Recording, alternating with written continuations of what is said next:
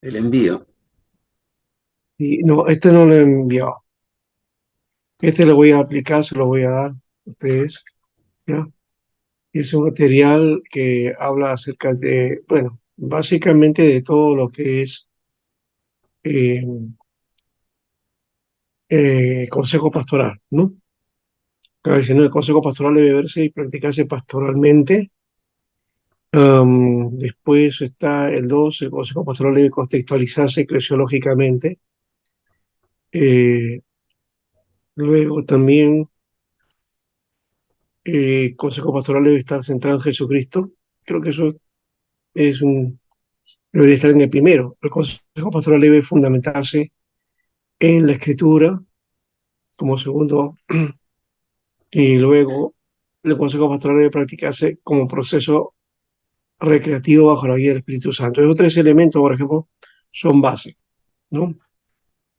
Eh, ya el consejo pastoral debe orientarse hacia el reino de Dios, ese es otro elemento también. Muy bueno, ¿ya? Y hay nociones generales de ética, ¿no? Que es otro aspecto. Pero soy 6 puntos, de esos 6, 4 son los que yo aconsejaría. El consejo pastoral debe ser pastoral, pues es una redundancia de alguna manera, ¿no? O sea, tiene que ser el consejo pastoral debe tener pues una carga pastoral, ¿no? Y también en cuanto a lo eclesiológico, eh, ahí sí estoy, digamos, y había que ver cuál es el punto aquí, porque cuando hablamos de lo eclesiológico, entiendo que está hablando de la iglesia, ¿no?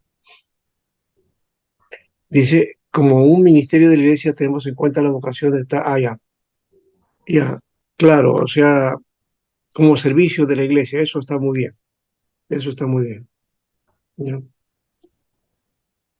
Y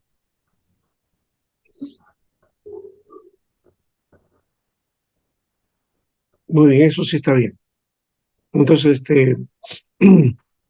debe andar por ese lado, ¿no? Ya. Pensé que estaba mencionando ahí que debe ser ligado solamente a la iglesia, cuando el consejo pastoral es algo que tenemos que hacer, inclusive hasta la comunidad, ¿no? Cuando lo requiera. A la comunidad, digo, la cual está, digamos, la comunidad a la cual pertenece la iglesia, ¿no? Que no siempre nos relacionamos con esa comunidad, o en todo caso nosotros buscamos que la comunidad venga a nosotros, ¿no? Esa es una idea bastante extraña, porque Jesús iba ante la gente, ¿no? A buscar a la gente.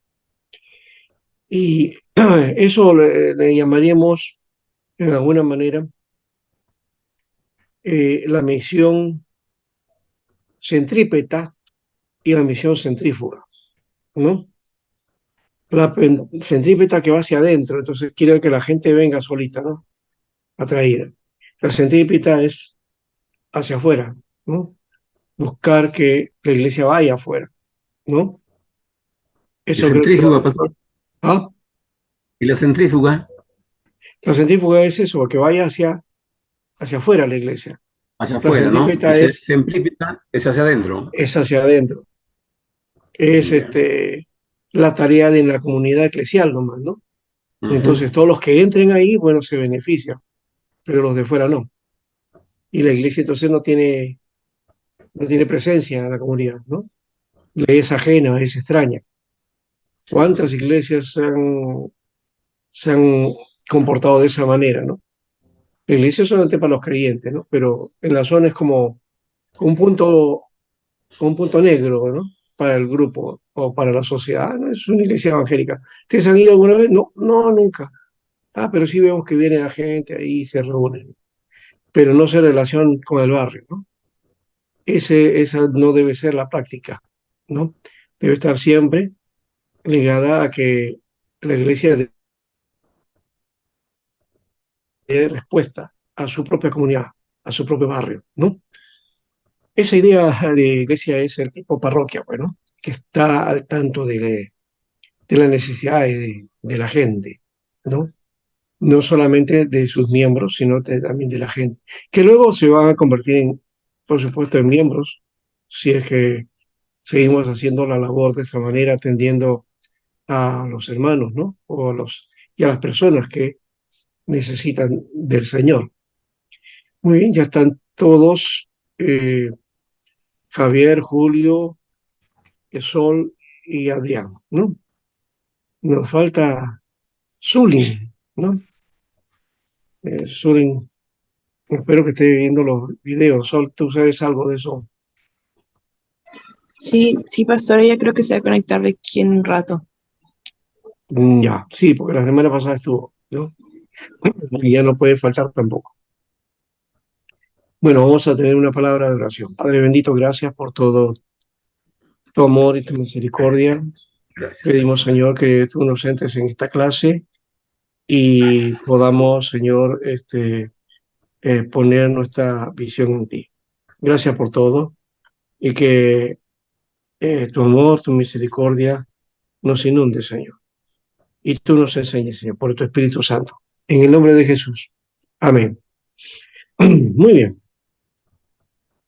¿Qué tal? Hemos pasado esta semana, ya estamos en la séptima.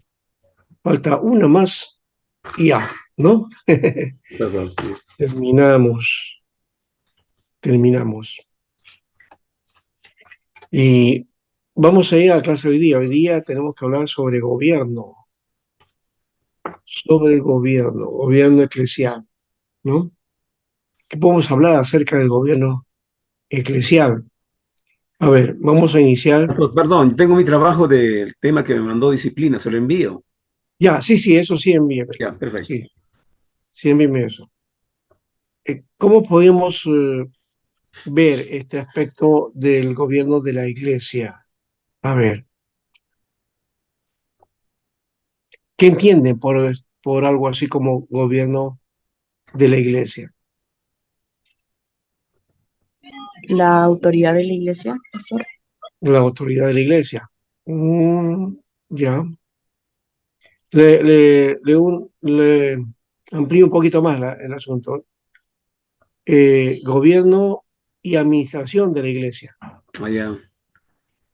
Es la forma de conducirse una congregación, pues. Ya. Y la forma de conducir una congregación, ¿no? Son las directrices que tienen que Ujú, ver con la forma de realizar la tarea, ¿no? Que ujú. corresponde a la iglesia. Eh, bueno, vamos a llamarle así, como inicio, ¿no? ¿Alguien más está de acuerdo o algo quieran añadir?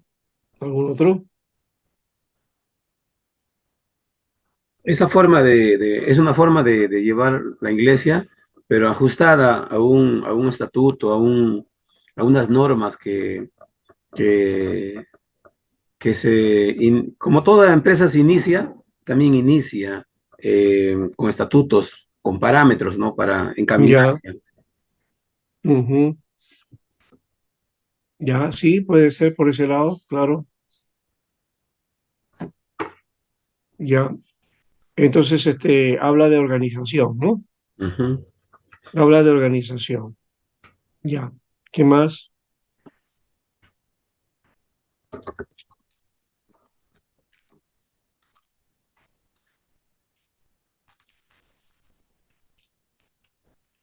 Es entonces la tarea de organizar la iglesia, ¿no?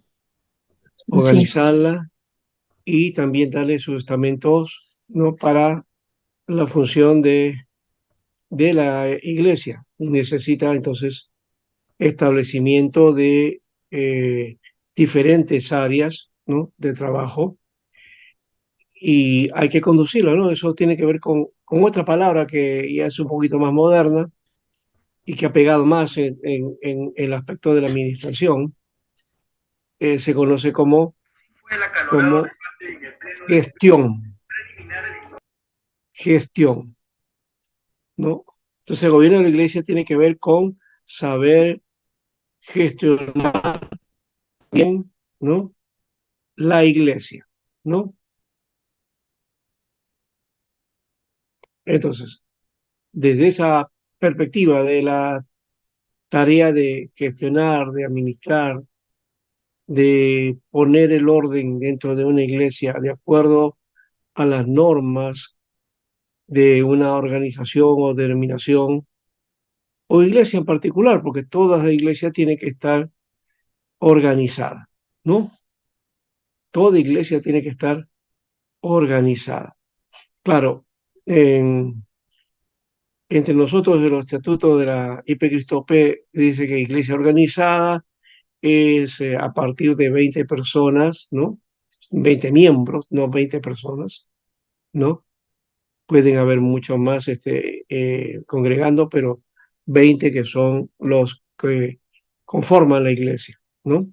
Bautizados, miembros pueden ser ministeriales, pueden ser las características que tiene la IPCRISTOP con respecto a membresía, ¿no? Y miembros bautizados, ¿no? A partir de ahí. Y la forma, pues entonces tiene que ver con los estatutos, ¿no? Pero no se reduce a estatutos solamente el asunto de gobierno. Eso es para la IPCRISTOP y para las otras iglesias también, sus estatutos o su forma de organización, ¿no? Eso creo que va de una manera básica, ¿no? Ese es el elemento. Y entonces para eso, claro, algunos han supuesto que hay que tomar la tarea de la iglesia, ¿no? En el sentido de darle eh, un, un perfil, ¿no? Un perfil de la iglesia. Y hay diferentes formas de ese perfil de gobierno de la iglesia, ¿no? Eh, ¿Cómo haríamos entonces para trabajar ese gobierno? Porque tiene que ver entonces con modelos de gobierno, ¿no? Pastor, pero Sí, aquí también hay un detalle, como ya organización se tiene que hacer su inscripción en registros para que tenga validez, ya, para que tenga ya, validez como organismo y fecha de inicio como fecha de caducidad. Todo eso ya se hace pues en la parte estructura, ¿no? Para llevarlo a registro, la SUNAR, lo que es, ¿no? claro, claro, claro, claro. Lo que pasa es que no estaba hablando acerca Ya, ya, de ya. eso, ¿no? Pero sí, es cierto, no lo, eh, ¿cómo podríamos llamar? Decir, tendríamos que hablar acerca de, de la organización básicamente desde el inicio, ¿no? Ya. De cómo la iglesia entonces demanda una forma. Pero esto de la personería más bien tiene que ver con el cumplimiento, porque aquí hay un problema, chicas, ¿no? Son iglesias, ¿no? ¿Y cómo son reconocidas? Bueno, el Estado lo que propone es primero formar una asociación, ¿no? Para que sea reconocida luego como iglesia. No debería ser así, porque la iglesia no es una asociación propiamente, ¿no?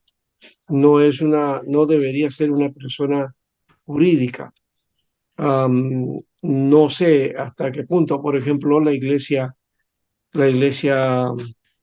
católica es reconocida o tiene lo que se llama eh, personería jurídica, ¿no? Y entiendo que no la tiene porque este, es dedicada, ¿no? Y es, como diríamos, monitoreada, si se quiere, ¿ya? ¿Ya? ¿Sí? Monitoreada mejor, ¿no? Por El concordato, o sea, el concordato es el que acuerda, ¿no? Cuál es la forma, ¿no? Y la conducción de qué categoría tiene la institución iglesia en un Estado, ¿no?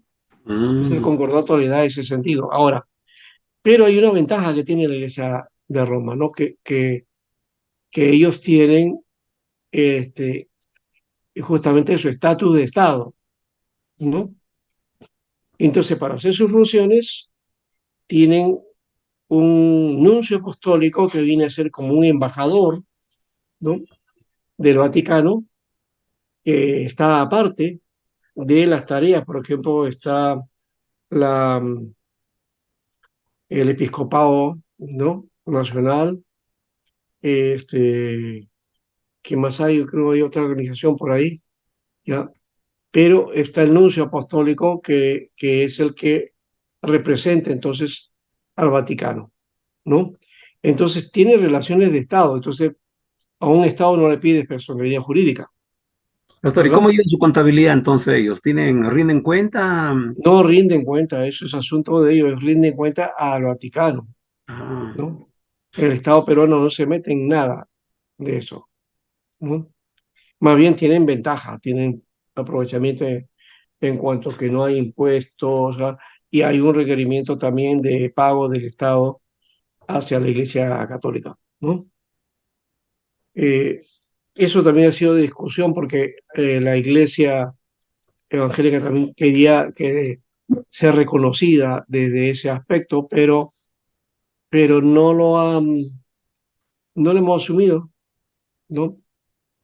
Porque tratar de buscar una igualdad, no se trata de igualdad religiosa, sino de libertad religiosa, ¿no? Y la libertad religiosa pues tiene sus cosas, ¿no? Entonces, porque nosotros buscar que solamente la iglesia evangélica esté considerada al igual que la iglesia católica, ¿no? Y llamamos igualdad religiosa a eso. Igualdad religiosa es más bien que tiene que tratarse a todos los demás, no todas las confesiones y todas las religiones en el mismo nivel, ¿no? De reconocimiento. Pero hay la idea de que solamente lo evangélico no llegar a tener el estatus de la Iglesia Católica. Y eso no creo que se logre, ¿no? Eh, Aparte que ya tenemos libertad religiosa, ¿no? Y estamos reconocidos por el Estado. Entonces, eso ya tiene su lugar. Pero siempre no hay una norma con respecto a, y ahí la ley de igualdad religiosa no dice nada acerca de eso, ¿no? Solo menciona que para inscribirse en el libro de justicia, ¿no? En el libro de instituciones religiosas o asociaciones religiosas no católicas, tiene que tener una personería, ¿no? Ese es el requerimiento. Bueno, no hay otra forma porque no hay otro modelo, o sea, ¿cómo podía ser el Estado crear de repente una institución, ¿no? Institución religiosa, por ejemplo, ¿no? O iglesia, por decirlo, y darle categoría de reconocimiento ante el Estado. Entonces ya una iglesia, ¿ya? Entonces puede escribirse sin necesidad de tener personería, pero sí tenía digamos, un número o una inscripción como iglesia, ¿no? Bueno, nos escriben como asociaciones religiosas, ¿no? Bueno, vamos a dejar ese aspecto que tiene que ver con el asunto legal, jurídico, y nos podemos extender, pero no vamos a conseguir la visión que queremos acá, ¿no? Simplemente le estoy mencionando ahí cómo es el estatus o el estado jurídico de las iglesias, ¿no? Por lo menos la IP Cristope sí está inscrita en los registros del Ministerio de Justicia en la dirección, sí, la Dirección Nacional de Asociaciones Religiosas o algo así se llama, ¿no? La Dirección de Entidades Religiosas, algo así, no recuerdo ahorita el nombre. Bueno, el gobierno de la iglesia entonces, vamos a Le voy a compartir esta parte.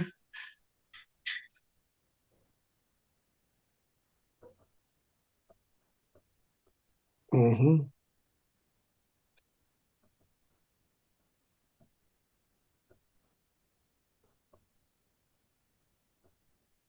Aya Sol también dice que cada persona dentro de la iglesia cumpla su rol respectivo. Sí, también algo de eso, pero hay directrices también, ¿no? Que realizar, sí, eso sí.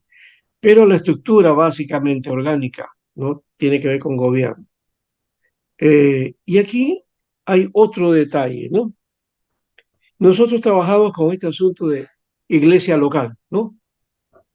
La iglesia local y la iglesia del Señor, digamos, todas las iglesias, pero las iglesias locales que venían a ser también las denominaciones, ¿no?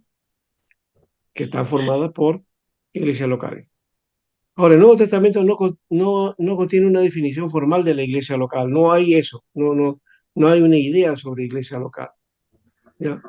Y menos sobre su forma de gobierno, no describe nada de eso, ¿ya? Pero sí nos da las características normales de la asamblea local, ¿no? Y por supuesto nos da una clave. Eh, Tres estamentos que tiene, tres estamentos que podríamos llamarles de gobierno, que son bien visibles tanto en Hechos de los Apóstoles como también en las indicaciones que Pablo hace con respecto a la iglesia. Estos tres estamentos o tres tipos, digamos, de directrices es uno, el, el presbiterio, ¿no? O los presbíteros. Los presbíteros. Eh, Luego entonces de los presbíteros están los obispos también. Y están, como tercero, los diáconos. Ya, yo no le doy el orden exacto. Obispo primero, presbíteros después y diáconos, ¿no? Eh, Eso puede llamar la atención a uno porque la función del diácono generalmente le damos categoría de servicio. Es como que este ministerio vendría a ser como la cenicienta de los ministerios, ¿no? Siempre lo damos al final. Ya, diácono, claro, le exigimos que tenga ciertas características, pero que para hacer las cosas que no hacen los demás, ¿no? ¿No? Encargado de la limpieza, del cuidado, del ornato y también del servicio o ayudar a llevar cosas a los hermanos, en fin. Pero la diaconía tiene mucho más características y de hecho diaconías es la palabra eh, con la que se traduce la palabra ministrar o ministración, ¿no? La diaconía es entonces el ministro, ¿no? Los diáconos son ministros. Entonces, desde esa categoría, los tres que he mencionado están dentro del ministerio, están considerados como ministros, ¿no? Obispos, presbíteros y diáconos, ¿ya? Pero en la iglesia evangélica generalmente los que son ministros son los presbíteros nada más, ¿no? Y bueno, y obispos cuando tienen un cargo, ¿no? Por ejemplo, un moderador, un presidente, sería ese obispo, ¿no? Ese tipo de obispado. La iglesia presbiteriana de la IPCRISTOFE no usa ese término. ¿No? Deberíamos haberlo utilizado porque está en la Biblia. Quienes utilizan este término es la iglesia de Dios.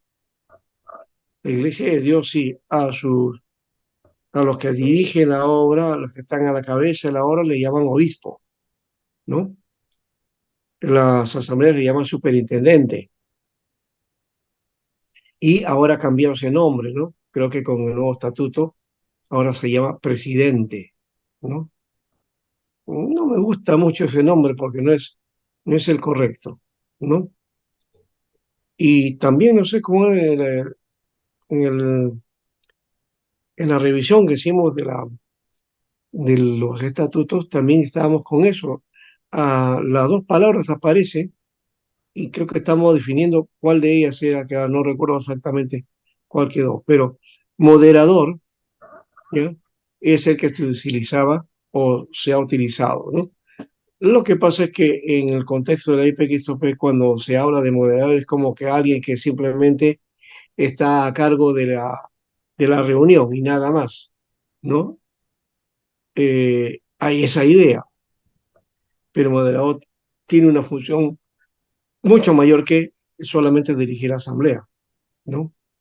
Es moderador en tanto que está a cargo de la asamblea, pero también es el que dirige toda la junta directiva, ¿no? O toda la junta del presbiterio. Entonces, eh, la idea era ponerle presidente, creo que por ahí estaba el asunto, ¿no? Pero no es una palabra exactamente adecuada. No sé si superintendente podría ser, aunque en las iglesias nuestras generalmente el superintendente es el que está a cargo de la escuela dominical, ¿no? Ese es el nombre que le ponemos, ¿no? Pero en fin, es cuestión de nomenclatura porque el asunto es la función. ¿Qué función va a hacer? ¿Qué función va a hacer? ¿No? Eh, entonces, podemos decir que una iglesia local es una asamblea de creyentes que profesan a Cristo y que han sido bautizados, que están organizados para hacer la voluntad de Dios. Sí, una iglesia tiene que organizarse. Si no está organizada, pues no va a poder cumplir todas las requerimientos que le corresponden o las funciones que corresponden como iglesia, ¿no? La forma de organizarse la conocemos como gobierno. Entonces, el gobierno es la forma de organizarse, ¿no? Es decir, la forma de conducirse para cumplir con su propósito fundamental. ¿Cuál es el propósito fundamental? Ir y hacer discípulos a toda criatura, ¿no?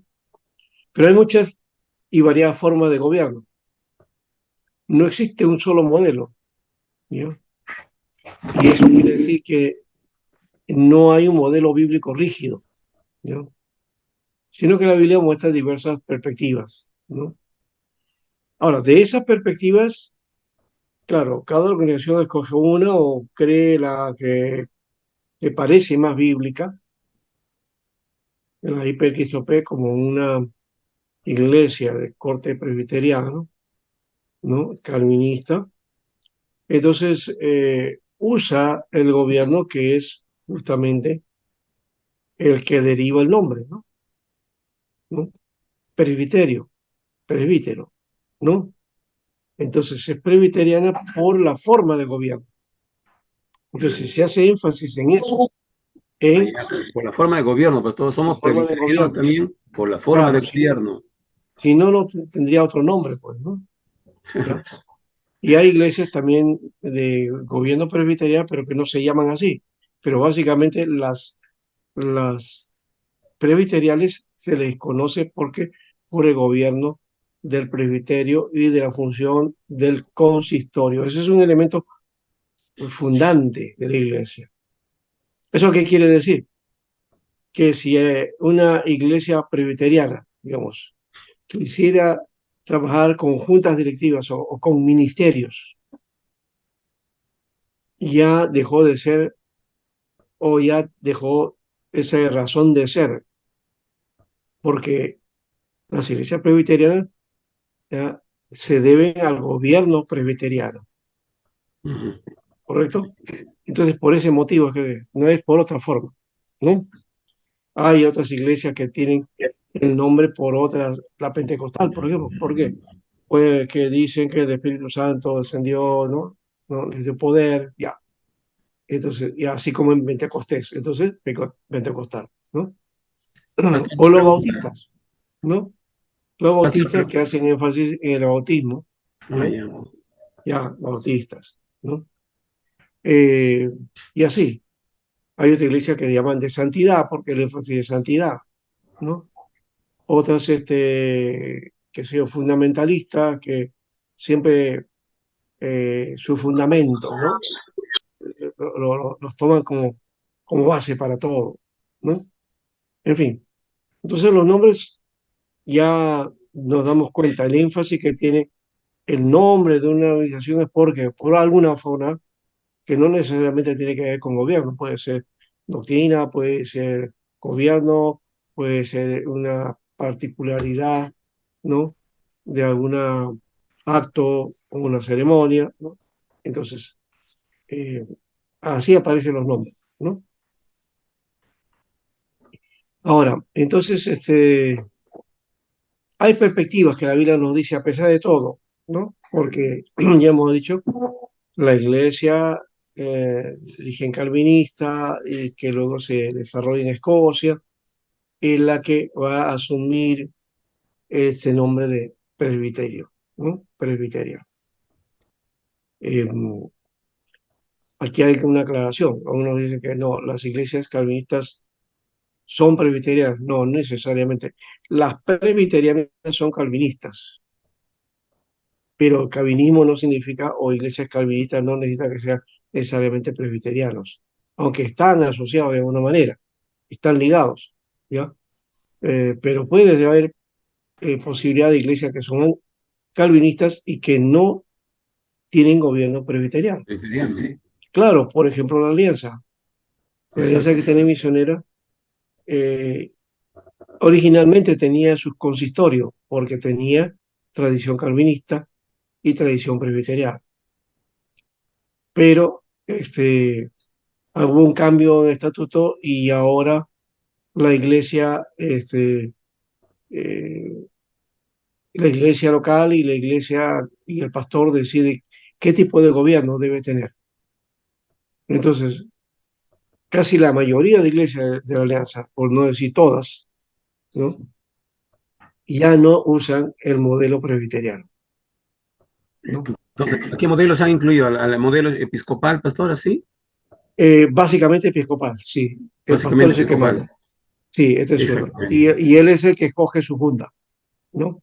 Él es el que...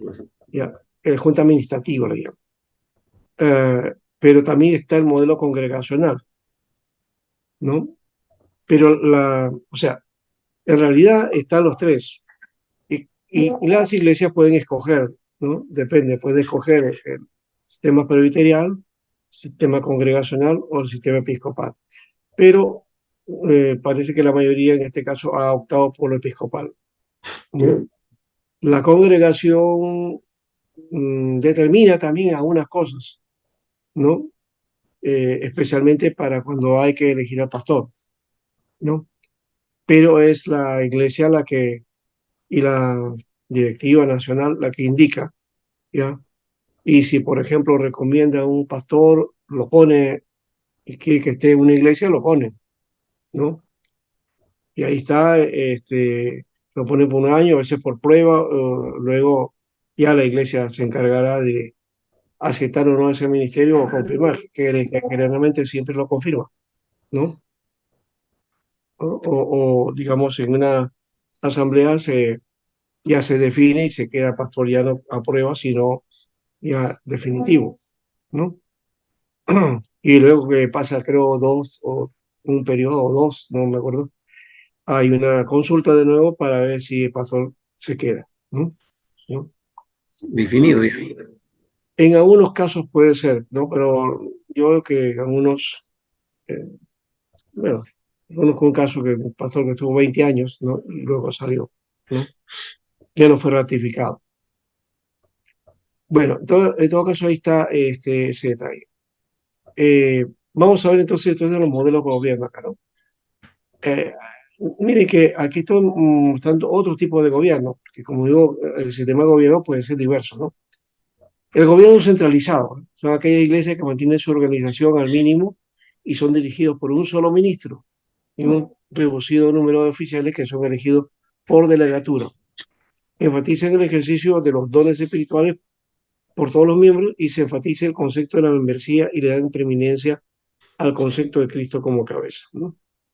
Esta organización muy parecido al sentido episcopal, ¿no? Diremos que tiene por ahí eso. Y este es el modelo que utilizan hoy las grandes iglesias, ¿no? ¿No? Funciona eso, porque es práctico, ¿no? Es funcional, ¿no? No necesita tanto problema. O sea, pues imagínense ustedes este, tener el sistema congregacional, ¿no? Y decir a la iglesia, bueno, hermano, vamos a tener una asamblea, ¿no? Y prepárense para que estén en la asamblea. ¿Ya? Y esa iglesia es de 10.000 miembros, imagínense. 10.000 personas.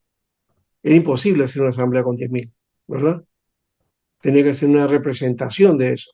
Por eso que en algunos casos, eh, el sistema que usa la alianza en este caso, eh, asumen un grupo de la membresía es la que se encarga de estar en la asamblea. No todos pasan, ¿no? Sino un grupo ahí, ¿ya? Y hay ciertos requisitos para estar en esa reunión, ¿no? Bueno, pero en todo caso, ahí está el asunto. Eh, el gobierno jerárquico es el otro, ¿no? El cuerpo que gobierna está organizado en órdenes o rangos, ¿no? Esto habla de jerarquía, ¿no? La autoridad descansa en la jerarquía de una determinada persona que viene a ser la autoridad máxima, ¿no? Esas son las iglesias que utilizan, pues, digamos, también el modelo episcopal, ¿no? Roma utiliza mucho eso, y las iglesias apostólicas también hablan de eso, del ungido, ¿no? El ungido, el que está arriba, esa es la autoridad, ¿no? Se respalda en la primacía de los apóstoles, especialmente que de Pedro, que la va a ser el papado católico, y en la línea ininterrumpida de sucesión apostólica. El apostolado desapareció en el primer siglo y no han habido ninguna clase de línea interrumpida de sucesión de obispos hasta hoy, ¿no? Entonces, algunos dicen que sí hay una línea ininterrumpida de sucesión apostólica, no desde Pedro, ¿no? Esa visión la tiene la Iglesia Católica, la Iglesia Episcopal, la Iglesia Anglicana, y no sé si la luterana también por ahí, ¿no? O sea que sí, ellos dicen sí, sí hay sucesión apostólica, ¿no? Entonces, para los demás, en las iglesias protestantes, evangélicas, ellos no siguen la sucesión apostólica y por tanto no son ministros para ellos, ¿no? ¿No? No están en la iglesia correcta, ¿no? Es un concepto que tienen y que ha ganado mucho peso, claro, en el mundo católico, pero también en ciertos sectores de protestantes. Ahora, la Iglesia Católica tiene este tipo de gobierno que además es monárquico, bajo el control de un papa infalible que determina y Ujú. regula la doctrina. La adoración y el gobierno de la Iglesia. Bajo el papa y órdenes inferiores se le concede gracia especial para gobernar en estricto acuerdo con sus superiores y con el supremo jefe. En este sistema el pueblo carece de voz, no determina, solo obedece. Este modelo es insostenible por la historia y por la buena exégesis, ¿no? Pero lo hay, ¿no? Y como decía, hay órdenes inferiores, ¿no? Y le dan gracia especial, ¿no? Ese aspecto de la gracia está muy presente en el mundo católico, ¿no? Eh, es lo que ha ocurrido con las diferentes instituciones que se han formado alrededor o dentro de la Iglesia Católica, ¿no? Eh, y tienen lo que le llaman el carisma, ¿no? No solamente es el asunto eh, de, de lo que menciona acá, que es la gracia, sino el carisma. Gracia que es carisma, básicamente, bueno, el caris, sí, es lo mismo, sino que es el carisma. Entonces, una institución tiene que tener el carisma y guardar la situación en el carisma, ¿no? Que es la que le ha autorizado a la iglesia, ¿no? Entonces, hay instituciones que han hecho pues, cosas tremendas, ¿no? En caso fuerte aquí en Perú que tiene que ver con los Opus Dei, ¿no? Y en México con un sacerdote Marcel creo que se llama, no recuerdo el apellido de él, pero que también es una situación muy parecida, pero con niños, ¿no? En este caso fue con jóvenes, en el otro caso. Y eh, los papas no hicieron nada, ¿no? Y quedó todo eso y las víctimas eh, nunca fueron reparadas ni nada. Y hoy día sí está viéndose el caso de los judíos que parece, no sé cómo, si se determinará finalmente, y quitar la autoridad y, bueno, que ya no sea parte, o en todo caso, simplemente este, cerrarla, ¿no? Que es la idea que parece que va después de tantos años, ¿no? Pero en fin, es un caso particular, no nos compete a nosotros, simplemente estoy mencionando el detalle del carisma, ¿no? El carisma es muy importante dentro de la Iglesia Católica. En nosotros no hablamos del carisma, pero sí hablamos del llamado, ¿no? Y del don. Ahora, el otro lado es el gobierno nacional, que es la iglesia organizada bajo una cabeza de Estado o dentro de los límites de un Estado, ¿no? El Estado se involucra con las iglesias y ejerce control de las mismas. Y esto varía de Estado en Estado, ¿no? El Estado dictamina si puede haber o no coexistencia de iglesias libres con iglesias nacionales. El Estado convoca los concilios, los sínodos y puede reformar el culto, decidir sobre doctrina, disciplina y recaudar los diezmos y apoyar económicamente a iglesias individuales. Este modelo existe en una relación formal de iglesia y Estado y eso constituye la característica básica de esa forma de gobierno y el poder original reside en una organización nacional y que tiene jurisdicción sobre las iglesias locales. Reconoce que el Estado puede hacer los cambios y reformas que crean convenientes. Este modelo descuida la autonomía de la iglesia porque está sujeta al Estado, ignora los principios de gobierno propio y la responsabilidad directa hacia Cristo. Engendra el formalismo y no le permite la independencia, la libertad de acción y determinación a la iglesia, que por ser de naturaleza espiritual no se puede manejar para, digamos, por propósitos temporales, ¿no? Que es la función del Estado, ¿no? ¿No? El Estado sí tiene que ver con propósitos temporales. Ahora, ¿qué modelos son, o qué modelo hay de iglesias así, ¿no? La iglesia anglicana en Inglaterra, que es una iglesia nacional, la luterana, que es una iglesia alemana, ¿no? Que corresponde al Estado alemán. Allá luterano, ¿no? Sí, y no estamos lejos tampoco la iglesia presbiteriana en Escocia, ¿no? Que también es parte sujeta al Estado. Y también el Estado reconoce las iglesias libres, eso ocurrió en Escocia, ¿no? Eh, y en algunos estados protestantes, ¿no? Las iglesias todas están sujetas al control del Estado, ¿no? Aunque no sean nacionales, ¿no? Por ejemplo, en cuanto al diezmo, a recabar el diezmo, el Estado, ¿no? En Suiza, en Alemania, el Estado controla eso, es el Estado el que recauda. Así pasó. Sí, Sí. es como la SUNAT, ¿no? ¿No? Entonces, es como el impuesto, ¿no? Ya. ¿Y cómo hace para eso? Pues, este, un trabajador, o bueno, como gana su dinero, a fin de mes recibe, ¿no? El monto de su sueldo, pero con el descuento que le hace el Estado, ¿no? Te descuenta seguro, te descuenta, qué sé yo, si hay Fonavi ahí, ¿no? Y también el diezmo, ya te lo descuenta. Pero Ah, para mira. eso anticipadamente hay que hacer una especie de, ¿cómo se llama? Declaración jurada, ¿ya? Y hay que llenar un formulario, ¿ya? Porque de repente no eres creyente y no necesitas hacer eso, ¿no? ¿Ya? Solamente a los creyentes. Entonces, uno declara ahí a qué iglesia vas, a qué iglesia perteneces, ¿no? Y a dónde quieres que vaya el diezmo.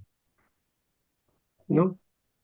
Porque puede ser un miembro de una iglesia y que va a estar yendo a otra iglesia, ¿no? Bueno, entonces, ¿dónde va tu diezmo? Eso lo tienes que declarar. Entonces, ahí no hay pierde. El Estado lo Todos pagan administra. su diezmo. No hay diezmo. El Estado recabamos y todos pagan su diezmo, ¿no? Entonces, el diezmo llega directamente al lugar donde tú has anotado, de donde quiere que vaya, ¿no? ¿No? Entonces las iglesias no sufren el asunto de la economía. ¿Por qué? Porque ya el Estado controla eso y la determinada, el dinero va para la iglesia que corresponde, ¿no? Y ahí ellos tienen que ver cómo organizarse, funcionar, porque ese es el dinero que ingresa y ahí cubre, si cubre el ministro, pastor, lo que hay ahí de gasto inherente a la iglesia, ¿no? ¿No? Entonces, eso ocurre en Europa, ¿ya? Profesor, una consulta, buenas noches. Sí, Eso es de carácter obligatorio? O sea, ya que de forma administrativa, se descuenta, es como si se descuenta aquí, ¿no? Se descuentan, salud, se descuenta, en la AFP, por ejemplo, acá, ¿no? En las boletas, o sea, sí. es de carácter obligatorio el tema de descontar el diezmo, o sea, no, ya no es. No es de carácter obligatorio. Lo que pasa es que al tú declarar que eres miembro de una iglesia, ya tú tienes el compromiso de dar el diezmo. Entonces, eso es lo que corresponde. El Estado lo único que hace es decir, muy bien, no te dice usted va a dar el diezmo, no, quiere que dar o no. No, te dice simplemente dónde quiere a qué iglesia va, ¿no? Vaya tu Tiene que diezmo. ir. Sí, Así es. así es. Entonces, no hay ahí obligatoriedad, sino que simplemente eres miembro, allá, como miembro, entonces te ves obligado a tu diezmo. No es el Estado que te obliga, No, tú sino el hecho de autorizas, que pastor, eres das una miembro de la autorización, iglesia. pastor, ¿no? Ah, Directo, su descuento por planilla, directo. claro, es que eres miembro de iglesia, de una iglesia Claro, claro. determinada, No, lo ¿ya? que, lo que yo vengo es a que, o sea, se descuenta en el tema de las boletas y de alguna manera eso es una manera de cómo dirigirlos, ¿no? Pero no se Claro, cultiva. el Estado mismo dirige. Algunos dicen que no les gusta eso, ¿no? Pero funciona, las iglesias están bien, No, no no se sufren el cultiva en asunto todo caso económico. la costumbre de dar en todo caso, porque ya, o sea, tú ingresas a un trabajo y dices, no, bueno, yo voy a determinar mi diezmo para determinada iglesia, ¿no? Y todos los días te están contando. Y a veces cuando eso sucede, bueno, no, la persona de por sí deduce, ¿no? Dentro de todo su presupuesto que hace, sabe que la cantidad de sueldo no le va a venir. Es como aquí, ¿no? Nos descuentan, nos hacen algún tipo de descuento en las boletas y uno sabe que de lo que ganamos no vamos a recibir el 100%, solamente vamos a recibir una parte porque se nos ha descontado en otras cosas. Pero en todo caso, ¿no cree que no se cultiva mucho el tema de dar, en todo caso, ahí, de No, porque que está libre. Ahora, ese es el asunto del compromiso, ¿ya? Pero hay otra cosa. El creyente, entonces, puede participar aparte de eso, ¿ya? Porque sí hay ofrendas. Y la iglesia puede coger ofrendas, ¿ya? Y pueden poner de acuerdo para eso. Entonces, no se borra ese aspecto del dar, porque al final igual estás dando, pues, ¿ya? Estás dando porque ya te descuentan o es automático el asunto, ¿no? ¿No? Eh, Tiene sus pros y sus contras ese sistema, como el tiempo de iniciativa propia también es sus pros y sus contras, ¿no? ¿No? Bueno, ese es el asunto en cuanto al sistema de diezmo, ¿no? Las ofrendas creo que eso se da, ¿no? En toda iglesia siempre hay, tú vas y entregas algo ya, eso sí hay. O las ayudas o compromisos que quisieras hacer, eso no se limita a decir, no, yo ya di, ya, a mí me descuenta, entonces yo no tengo nada que dar. No, no es ese el asunto. ¿no? No va por ese lado. Eh, Ahora vamos al gobierno episcopal, ¿ya? Bueno, ese modelo no va a funcionar acá en Perú nunca, porque no somos un estado protestante. Los estados protestantes sí, ya por siglo y por tradición tienen ese sistema, ¿no? El Estado Que protestante. algunos quieren dejar de lado, ¿no? Dejarle la libertad a las iglesias para que ellos se encarguen de esa parte de la administración de sus bienes, ¿no? ¿No? Pero en fin, así todavía está el asunto, ¿no? El gobierno episcopal, por otro lado, es modelo que sostiene que Cristo, como cabeza de la iglesia, y ha entregado el gobierno a la iglesia directa y exclusivamente a un orden de prelados u obispos considerados como los sucesores de los apóstoles, y los ha constituido como orden separado, independiente, y que se perpetúa por sí mismo. La comunidad creyente no tiene participación alguna en el gobierno de la iglesia, y ese viene a ser el modelo de la iglesia católica, ¿no? En los primeros siglos, ¿no? El gobierno episcopal.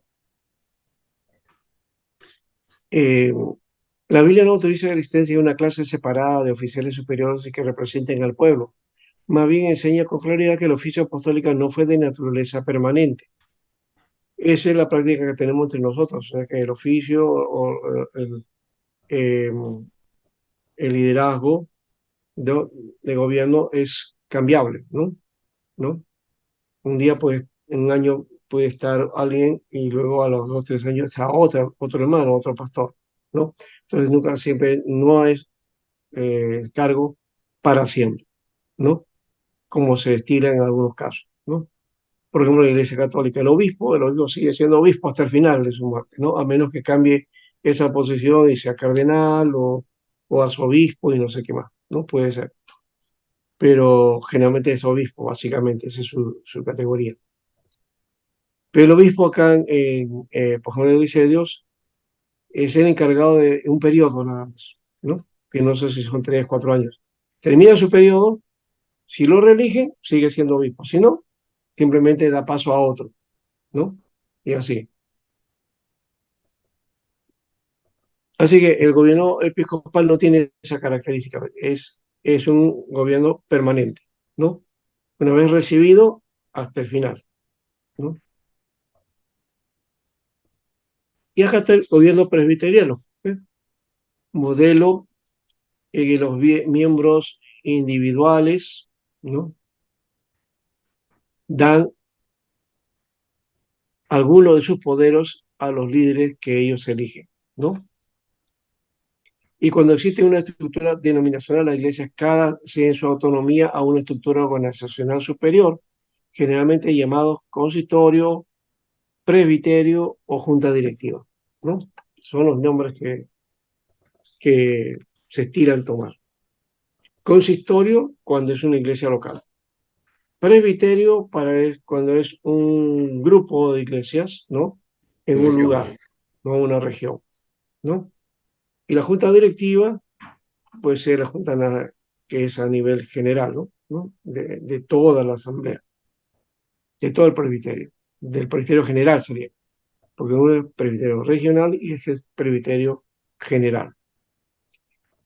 Ahora, si es una denominación la que toma este modelo, la organización representada por sus ancianos tiene poder sobre las iglesias locales y las iglesias locales ejercen su poder en los ancianos que la representan. Son los ancianos que gobiernan la iglesia, por esto se realizan presbiterios, sínodos y asambleas generales, ¿no?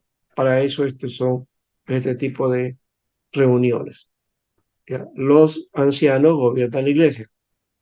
Por eso en el estatuto le llaman anciano presbítero gobernante, así le llaman, ¿no? Presbítero gobernante. Ahora, en el Nuevo Testamento se nota el lugar prominente en el gobierno de la iglesia para los líderes. Ellos tenían una posición de responsabilidad, ¿ya? La autoridad era dada a los líderes y no a los miembros. Los líderes eran nombrados, no elegidos, ¿no? Hechos 14:23 y Tito 1:5. El voto de la congregación no era para el procedimiento para escoger a los líderes, ¿no? O sea, entonces, no es entonces para eso, sino para confirmar, en todo caso. El gobierno congregacional, el modelo congregacional enseña que la autoridad definitiva para gobernar la iglesia descansa en los miembros de la iglesia. Esto significa que cada iglesia individual es una unidad autónoma sin individuo u organización sobre ella, excepto Cristo. Esto implica que la congregación entera vota para las decisiones finales, ¿no? Y la responsabilidad se la debe a oficiales y a líderes, ¿no? Pero hay entonces modelos también de congregacionalismo extremo, ¿no? Que inclusive hay que tomar, no se puede tomar las decisiones, o el pastor no decide nada, si es que quiere ir, por ejemplo, a comprar un juego de limpieza, hasta para comprar una escoba, ¿ya? No puede decidir, entonces tiene que llamarse a la congregación y la congregación decide si es o no, ¿no? Bueno, estoy extremando en todo caso, ¿no? ¿No? ¿Ya? Pero tiene que pasar por la decisión de la congregación, ¿no? Ahora, los apóstoles ejercían autoridad sobre más de una iglesia local, no así los ancianos y diáconos. Por esto, al pasar el tiempo de los apóstoles en la iglesia local, sobresale su autonomía, ¿no? El Nuevo Testamento demuestra que la congregación participaba en la selección de sus líderes y hay pasajes que respaldan eso, ¿no? Y Hechos 14:23 y Tito 5 asumen lo contrario, es decir, no es la congregación, sino el presbiterio o los ancianos los que asumen la responsabilidad y delegan, ¿no? Delegan a otros, ¿no? Como Pablo, por ejemplo, que dejó a Tito en Creta, ¿no? Le delegó ese ministerio. Entonces la autoridad descansa en la iglesia local bajo la jefatura de Cristo. Esto no excluye a otras congregaciones, pero no permite una estructura organizacional por encima de la iglesia local. La iglesia participa en muchos asuntos de la congregación, pero no se involucra en todo. La congregación no es la autoridad final. Muchas iglesias son una mezcla de presbiterio o presbiteriana y congregacional. El exceso presbiteriano da más autoridad en la estructura organizacional. Y en las congregacionales a veces los líderes forman la autoridad que no se les dio y en otros los diáconos funcionan como ancianos. De paso, eso es verdad en la Iglesia Católica, por ejemplo, y ya les dije que estas tres categorías, ¿no? Obispo, presbítero y diácono, son ministros, ¿no? En la Iglesia Católica, por ejemplo, para que una persona entre en funciones para que sea diácono, primero debe que haber sido seminarista, ¿no? Haber egresado. Y el primer cargo que le dan es de diácono.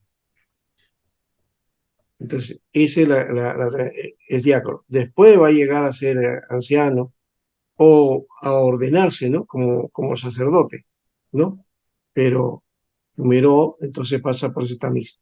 La iglesia anglicana utiliza ese modelo. Entonces, primero es diácono. Después va a llegar a ser presbítero u obispo, finalmente. Y el encargado de la iglesia, ¿no? Como pastor, ¿no? Entonces son varias etapas en todo caso, ¿no?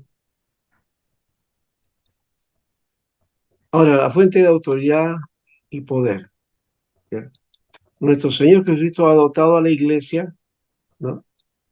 De la autoridad y poder necesarios para que se puedan manifestar y hacer la obra que le corresponde para extender el reino de los cielos. Y Jesús es la cabeza, pero también se red de la comunidad espiritual y como tal la viste de autoridad, poder, y lo vemos como habla de la iglesia y la considera fundada sobre la roca. Su autoridad viene del mismo Jesús, que es la roca o el fundamento, ¿no? El fundamento principal de la iglesia. Y sobre él está edificada y recibe su autoridad, Mateo 16:18, ¿no? O sea que la autoridad viene de Jesús. Y prometió capacitarla, ¿no? Según aparece en Efesios 4 también, ¿no?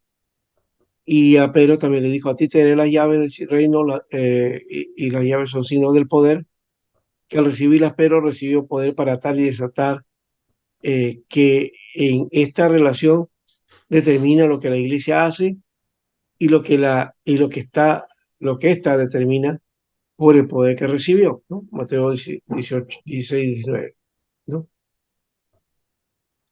Entonces ahí está hablando de autoridad, ¿no? Esa autoridad entonces es espiritual, es ministerial, ¿no? Son dos consideraciones acá. Porque mediante el Espíritu de Dios, ¿no?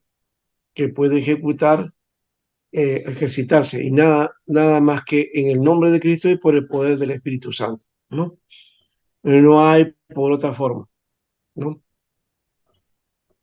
Por otro lado, pertenece exclusivamente a los creyentes, 1 Corintios 5:12, y solo se puede ejercitar de manera moral y espiritual. La iglesia representa el gobierno de Dios que en la condición interna y espiritual del hombre. Tiene el propósito de liberar a los hombres de la esclavitud espiritual, impartiéndoles el conocimiento de la verdad mediante la gracia, conduciéndoles a una vida de obediencia a los mandatos de Dios. Como el poder dado a la iglesia es espiritual, no necesita de la fuerza, no necesita tampoco del poder civil. ¿Ya? El poder no es temporal, sino para siempre, trasciende al tiempo, aunque se ejerce en medio de los hombres para salvar a los hombres. Y es ministerial porque el poder de la iglesia no es independiente ni soberano, sino que es un poder ministerial que es compartido, ¿no? Que es colegiado en alguna manera. Poder derivado de Cristo y subordinado a su autoridad soberana sobre la iglesia y debe ejercitarse en armonía con la palabra de Dios y bajo la dirección del Espíritu Santo. No es entonces alguien que quiera hacer a su modo, ¿no? El ministerio, ¿no? Sin tomar en cuenta al Señor, ¿no? Entonces es un poder que consiste en la administración de la palabra y de las ordenanzas, Mateo 28, 19. La determinación de lo que es y no es permitido en el reino de Dios, el perdón o la redención de los pecados, ¿no? Juan 20, 23, y el ejercicio de la disciplina en la iglesia, Mateo 16, 18 y 18, 17. Bueno, eso es lo que tenemos aquí en esta parte. No sé si podemos compartir un poco más en este aspecto. Está aquí la clase de poder eclesiástico. Dice poder relacionado con la verdad, ¿no? Y el poder de gobernar. Dos elementos que aparecen aquí, ¿no? Y vamos a cerrar esta parte ahí, ¿no? El poder relacionado con la verdad. La iglesia es testigo de la verdad para todos aquellos que están fuera y a la vez testigo y maestro para aquellos que están dentro. Dios al dar su palabra a la iglesia, ¿ya? La da para que la preserve, ¿no? Para que la preserve y la constituyó guardiana del precioso depósito de la verdad, ¿no? La iglesia tiene que vigilar que la verdad no perezca en la tierra y que la verdad se mantenga pura y sin mutilaciones para que pueda transmitirla con fidelidad. Creo que eso no es muy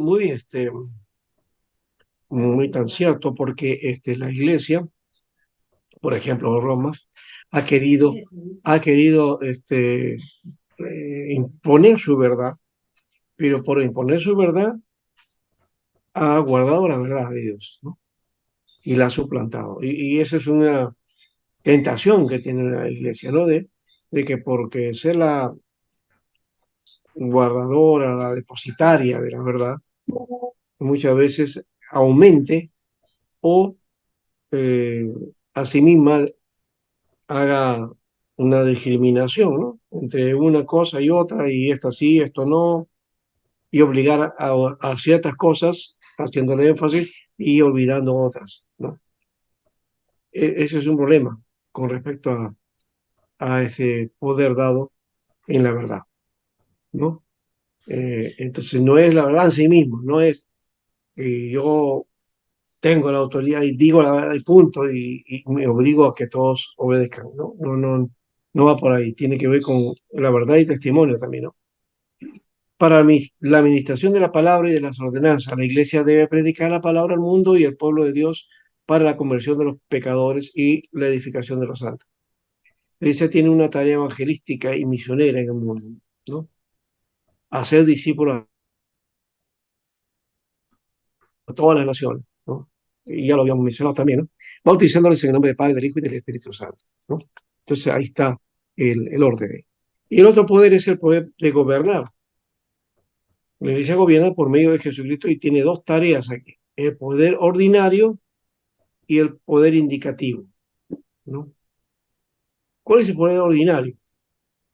Es aplicar las leyes de Cristo, ponerlas en práctica y formular reglas o reglamentos eclesiásticos para la aplicación adecuada de la ley. No son leyes nuevas, sino basadas en la palabra de Dios. O sea que cada iglesia tiene que tener su confesión, su estatuto, su doctrina, ¿no? Y desarrollada. Dios es Dios de orden y desea que en su iglesia todas las cosas se hagan decentemente y con orden. Dios ha provisto lo necesario para la regulación adecuada de los asuntos de su iglesia. Bien, ahí está entonces este aspecto de el poder ordinario, ¿no? Entonces está ligado a reglamentos, está ligado a fórmulas, está ligado a normas, ¿no? Eh, aquello que tiene que ver y está basado con la palabra, o sea, no es simplemente que se inventó algo, ¿no?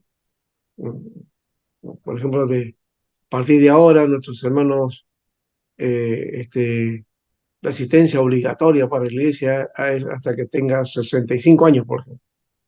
Entonces la persona de 65 para arriba ya no tienen obligación. Vamos a decir, eso no se da, no tiene respaldo bíblico, ¿no? Ya. Que podemos cuidar a nuestros hermanos que ya tienen una edad avanzada es otra cosa, ¿no? Y tampoco lo podemos obligar, ¿cierto? Pero tampoco podemos poner un límite, ¿no? ¿No? Sería en la iglesia, ¿no? Le damos un límite, ¿no? 70, 75 años y ya te jubilaste en la iglesia. No existe eso, ¿no? Ujú. Ya. Entonces, ese es el asunto del poder ordinario, o sea que las normas, las regulaciones deben estar de acuerdo a la palabra de Dios, ¿no? Y ahí tienen pues diferencias, ¿no? Por ejemplo, para casos, ¿qué hacemos, por ejemplo, con los hermanos que han sufrido en un momento el hecho de haber quedado divorciados, ¿no? En las iglesias esa condición es como una marca, ¿no? Que queda ahí como una marca aquí en la verente, ¿no? Ya está, esa persona está pues, hasta ya casi condenada, ¿no? ¿No? ¿Por qué? Porque lo vemos así, ¿no? No, la persona es divorciada, tiene una mancha. Pero hay iglesias que plantean el asunto a nivel de sus estatutos, de cómo comportar y cómo hacer los casos de personas que están así y que ya han tenido su experiencia de conversión, de su entrega a Dios y se ve frutos en ellos, ¿no? ¿Cómo entonces evaluarlo? ¿De qué manera desarrollar? ¿Pueden tener ministerio? Hay iglesias que sí les permiten, ¿no? La mayoría de las evangélicas no lo hacen, ¿no? Porque asume eso como un pecado mortal, ¿no? O algo así, ¿no? Eh, Sabiendo que no existe el pecado mortal de paso, ¿no? Pero así lo practica, ¿no?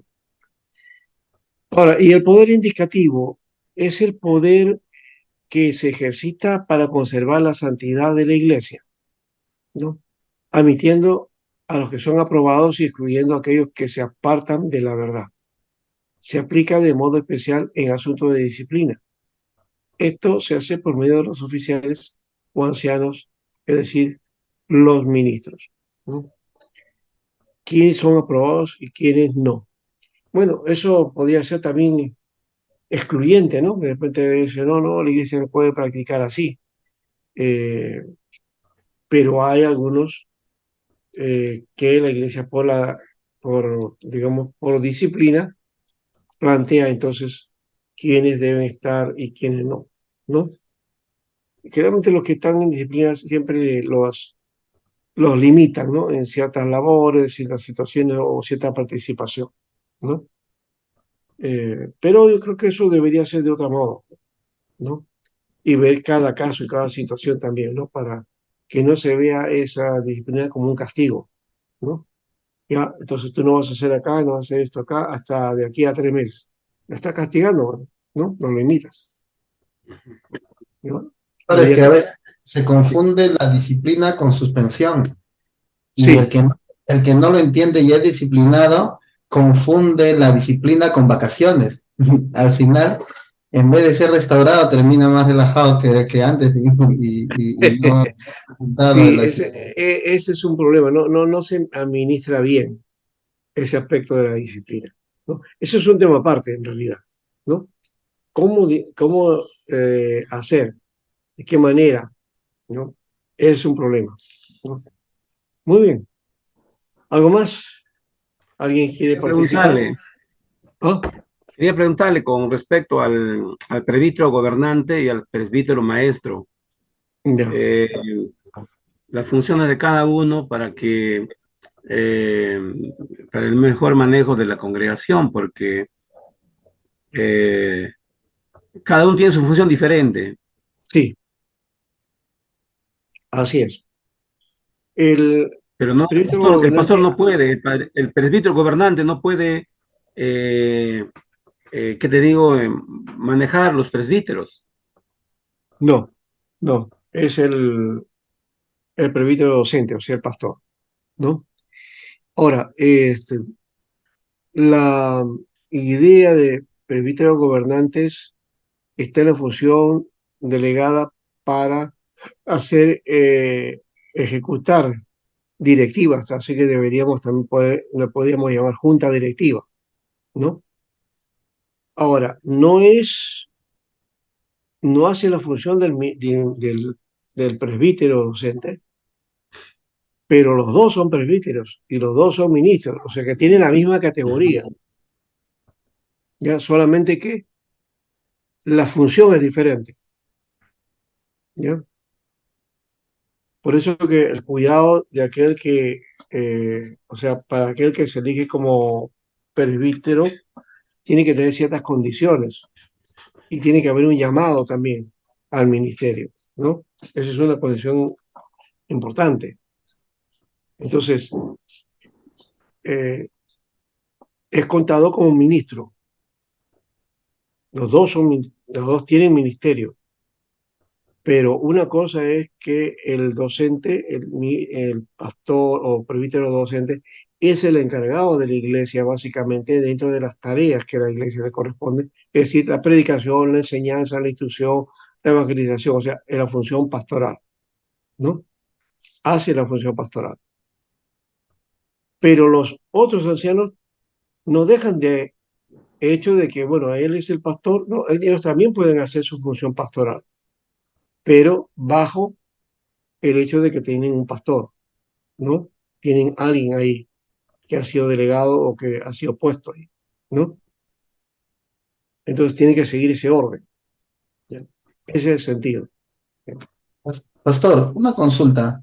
Eh, con respecto a al gobierno en las iglesias locales o al trabajo en las iglesias locales, hasta donde yo tengo entendido, no sé qué tan cierto de ser eso, pero tengo entendido que, o sea, cada pastor es independiente en el manejo de cómo gobierna la iglesia local, aquí en la IP Cristo P. Sí, Ahora, lo que yo quería preguntarles, en el aspecto doctrinal que definitivamente siempre toda doctrina es la que produce, da características a la iglesia o a la forma de gobierno, porque supuestamente es de la doctrina, es con la Biblia, con la palabra de Dios con la que nosotros sacamos nuestra forma de gobierno. Ahora, ¿cómo se controla en la IP Cristo P el tema doctrinal para saber si se está gobernando bien o no? porque si hay, o sea, si hay independencia en el gobierno local, ¿no cree que puede haber, o sea, podemos volver de alguna manera a caer en esas deficiencias que hubo en sus inicios, que la historia lo muestra, de cómo es que las iglesias, en cada sector donde hubo, cada uno comenzó, una vez que ya los apóstoles murieron todos, ¿no? Las iglesias comenzaron a gobernar de alguna manera, ya no con tanto control en Jerusalén. Entonces, las iglesias, las formas de gobierno comenzaron a variar, tanto en la iglesia de los gentiles, en la iglesia de los judíos, y eso abrió paso muchas veces a que las falsas doctrinas y otras cosas comenzaran a caer y comenzaran a involucrarse también en las iglesias. Entonces, Ya. ¿cómo la IP Cristo P controla eso? Eh, Ahí hay un problema, pues, porque uno es que los estatutos no dicen realmente que el ministerio es autónomo. Eso, no sé cómo nació, me parece que nació porque por la práctica pastoral, ¿no? Pero yo no he visto en ninguna parte específicamente algún artículo que diga el pastor de la iglesia local no tiene autonomía, ¿no? Para realizar su ministerio. No dice exactamente así. Y aparte que hay que entender qué cosa es autonomía. Si es autonomía en el sentido de que debe hacer su ministerio con la libertad que le corresponde, sin que nadie le lo determine. Pero eso no significa que no esté sujeto a ciertos parámetros que tiene la organización y la iglesia en general, o lo que el presbiterio quiere decir, ¿no? Entonces, ahí creo que hay un problema que no se ha solucionado y que justamente en la renovación de los estatutos sí lo he revisado esa parte y justamente ahí estoy quitando, bueno, no estoy quitando, sino estoy poniendo ahí el énfasis de que los ministerios están sujetos al presbiterio, ¿ya? Y tienen que realizar las determinaciones del presbiterio. Y que es cierto que el pastor dentro de la iglesia local, él tiene para determinar cómo va a hacer su trabajo. Esa es su autonomía. Pero su autonomía no está limitada en el sentido que no puede eh, ser superior a las determinaciones de la IPCRISTOP, porque estaría yéndose contra la organización, ¿no?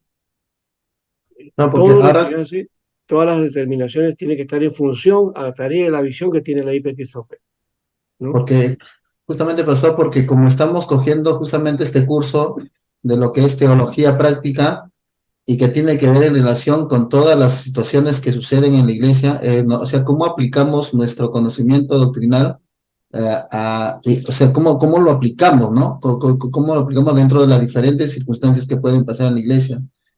Por ejemplo, un tema, o sea, ¿qué consideraciones tomar en un tema, lo que usted ha hecho hace un momento, ¿no? En tema de una consejería matrimonial o en tema de una circunstancia que pasen con los jóvenes o alguna situación que tenga que ver, o sea, ¿qué situaciones? ¿Cómo saber si es que los pastores están tomando una correcta determinación o ante algún problema que están pasando en las familias, en la congregación, y si esa información de qué es lo que ha pasado está llegando correctamente o no al presbiterio o a los demás, a los demás pastores, ¿no? O sea, ¿cómo canalizar ese control en todo caso? Mm. Sí, ese asunto justamente ahí hay un vacío, no hay un control, aunque ahora sí hay una especie de, ¿cómo le llamaríamos algo así como este encargatura ministerial, no sé, el encargado de ver los asuntos ministeriales, ¿no? Que por ahí tendría que ser. Pero en este asunto de que como la iglesia es autónoma, o sea, cada una desarrolla su labor, este muchas veces te dicen, bueno, ni siquiera el presbiterio o gente del presbiterio puede entrar a la iglesia si no es porque la iglesia lo pide. O sea, no puede intervenir de oficio. Y yo diría que sí debería ser así, ¿no? En casos que amerite, porque si hay está pasando en la iglesia, el consistorio no lo dice, o lo tapa, o es indiferente a lo que está pasando ahí, entonces nunca va a saberse ni se va a tocar el problema que puede estar pasando, ¿no es cierto? ¿Ya? Justamente Entonces, eso. el asunto es, entonces, no se da esta información. La única información que hay, y ahí me parece que solamente es una cosa, bueno, bueno, ahí lo dejo mejor. El asunto es que el informe que se hace en la Asamblea de Presbiterio no determina realmente si está avanzando o no está avanzando la iglesia, ¿no? Porque lo que se indica ahí es resultados en número, ¿no? Tantos hermanos están viniendo, tantos aquí y allá, tantos bautizados acá y aquí y allá, y esa misma historia. Ahora, los 6 meses de nuevo lo mismo, pero si vamos hablando, ha habido crecimiento, ¿no? Y se cuenta qué es lo que quiere hacer la iglesia, qué proyectos está, o las necesidades que tiene que, ya, pero problemáticas no tocamos a menos que pasen por el consistorio, pasen por el presbiterio y el presbiterio los trate, ¿no? Si no, no se toca. ¿Eh? Pastor, una Entonces, pregunta. sí, ¿Quién evalúa el crecimiento de la congregación? Los presbíteros, eh, debería ser. El pero si presbiterio debería acaso ser. la congregación está que los miembros están que ya no hay miembros, no quedan miembros y los presbíteros no evalúan, entonces, ¿dónde está? ¿Cuál es el, eh, cuál es el meollo, no? ¿Por qué pasa? Yo creo que de eso deben informar al... Sí, eso debería ser. Ahí sí debería el presbiterio entrar de oficio, ¿no? A trabajar, a tratar ahí el problema, porque algo está pasando, ¿no? Y si no va a haber pues un consistorio o un directivos que hagan ver esa situación, los directivos con pastores que son, pueden hacerlo. Ahí no me digan que no que la iglesia es autónoma, no. Si está perdiéndose o si hay alguna dificultad o limitación o la iglesia está por desaparecer, entonces no nos esperar a que se muera, ¿no? No, y recién atender. En El una forma de asunto, y, testimonio, y es cuestión de criterio en ese caso, me parece, ¿no? pastor, en una forma de testimonio para la clase, ya que los compañeros están aquí, mi congregación, aquí en Huánuco, pasa un caso similar. Mm, Entonces, después de la pandemia, éramos consistorio. Ahora, después de la pandemia, estamos quedando con 7 miembros. ya, Mira, éramos nivel consistorio. ya. Pasó la pandemia, hemos vuelto a congregar y nos estamos quedando con 7 miembros, pero los presbíteros eh, no activan, ¿no? Pero qué bien que la región y la nacional eh, vino a tomar el pulso a la iglesia, pues. Ah, ya ves. La nacional se movió rápidamente y vino de sorpresa, estuvo el pastor Castro y ya pues, entonces tomó el pulso y ya pues, entonces determinó Que sí, cuántos eran y esa es la labor del presbiterio. No puede solamente esperar que de la iglesia pidan auxilio, sino que la iglesia está para controlar, para buscar, ¿no? Y si hay alguna auspiciación, muy bien, vamos, busquemos, vayamos ahí, ¿no? Esas visitas inopinadas son buenas, sí, porque pastor, le agradezco eso ahí no porque es, no encuentra, no le decimos, bueno, hermanos, prepárense porque el presbítero va a venir este fin de semana, entonces todo el mundo viene, se pasa la voz, todo, y van a la iglesia, y qué bonito, ¿no? No pasa nada. Pero Las pero si acciones usted de posibles pronto viene y encuentra, eso es bueno, eso es bueno. Está muy bien eso. deben Es la idea, hacerse eso también, pastor. sí, es la idea eso. Bueno, acá tengo eh, quiero ver eso sobre la iglesia local, ya que pero vamos a ir al descanso, ¿le parece ya? Y después venimos para seguir hablando acerca de esto, ¿ya? sí, va a estar bien. Sí. Ah, pastor. Y esto de la iglesia autónoma, que como digo, la iglesia no le veo acá eso, ¿ya? Eh, Dice acá, tiene su propio gobierno para ministerio, disciplina, organización, todo. ¿Ya? Eh, Habla de la formación local, eso es lo que digo porque esto está vigente todavía, no hay otra. Eh, sí, no habla acerca de eso. No sé quién inventó y se ha generalizado esa idea de que la iglesia es autónoma. No es autónoma, se debe a una organización. Pastor, usted está mencionando que eso sí, o sea, sí se escucha ahí, de repente en las reuniones los pastores sí lo hablan. Sí, sí se escucha, pues, porque le da libertad a la iglesia, pues, ¿ya? ¿Ya? Pero no es que la iglesia, bueno, en la práctica hacen muchas de eso, ¿no? Pero no debería estar en función a un criterio que deciden en el presbiterio, ¿no? Ujú.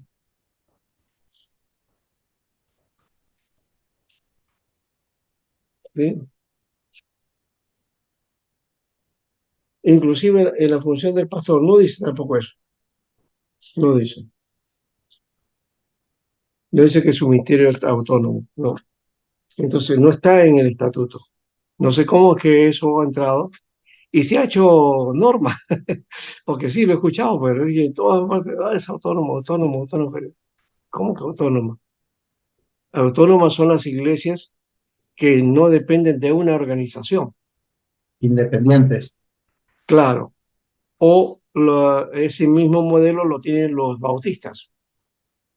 Los bautistas sí son autónomos, y autónomos autónomos, es decir, se llaman bautistas, pero cada iglesia hace su labor, ¿ya? Y está el considerado de la organización, pero solamente por una cuestión nominal, ¿ya? No hay una organización que determine cómo deben estar los demás, no. Las iglesias, los pastores hacen de acuerdo a su propio criterio. Y le funciona. No está mal eso también, o sea, pero depende pues de hasta cuándo, a menos que la hipercristope pues determine, ¿no? Ya a partir de ahora nuestras iglesias son todas locales, aunque pretenden la hipercristope, pero pueden hacer de acuerdo a su criterio, ¿no? Se les ha dado en parte eso como práctica, es decir, en la práctica, porque las iglesias están en diferentes contextos, entonces tienen que trabajar de acuerdo al contexto también. Eso no está mal, pero en función a lo que tiene la razón de ser de la IPEC, ¿no? ¿No? Sistema de gobierno, ¿no? Organización, fines, propósitos, todo eso, ¿ya? Porque no puedo decir que, no, como yo soy autónomo, entonces yo voy a poner mi propio propósito, ¿no? Ahí yo voy a poner mi propia organización, ¿no? O sea, ya no quiero tener consistorio, ¿ya? ¿Por qué? Porque soy autónomo y con mi autonomía me permite voy a poner junta directiva. No puede ser, porque la naturaleza de la IPCRISTOP es el sistema de gobierno que tiene. Tiene que las iglesias hacer ese sistema, ¿no? Cualquiera que rompa ese sistema, entonces ya no es parte, ¿ves? Es por lo menos, ¿no? Eso es lo básico. Y sé que, de paso, estoy extremando, ¿no? Pero no va a haber una iglesia que cambie ese modelo, ¿no? Pero sí hay iglesias que lo tienen consistorio. Ese es otro problema. Hay iglesias que no tienen consistorio porque la cantidad de congregantes no le permite, la cantidad de miembros no permite que todavía logren presbiterio. ¿Por qué? Porque no pueden tener ancianos, ¿no? Los ancianos mínimos que corresponden para que tengan un presbiterio, un consistorio. Entonces ahí todavía está en camino. Desde esa perspectiva, bueno, hay que esperar, ¿no? Pero está en camino. Pero hay muchas que están en camino hace años y todavía no hay a eso que le llaman iglesia organizada, ¿no? ¿No? Bueno, vamos a descanso y volvemos, ¿ya?